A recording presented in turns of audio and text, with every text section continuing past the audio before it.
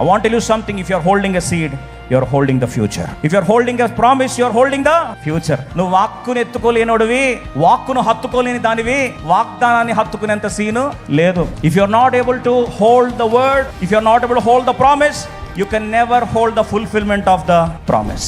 Everything is there in the word. ఒక్క మాట పట్టుకొని ఈరోజు మనం బయటకు వచ్చాం. ఒక్క మాట పట్టుకొని ఈరోజు సంఘాలు స్టార్ట్ అయ్యాయి.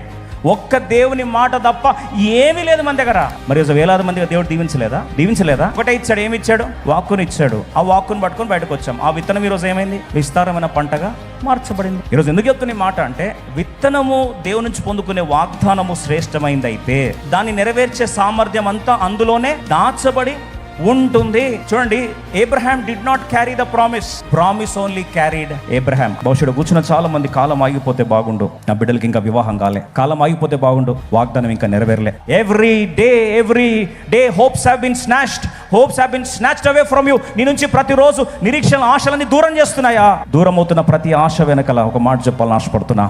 ఆశలు ఎంత చల్లారిపోతా ఉంటే అసాధ్యాలు సుసాధ్యపరిచే దేవుడు అంత దగ్గర అవుతున్న సత్యాన్ని జ్ఞాపకం చేస్తున్నా.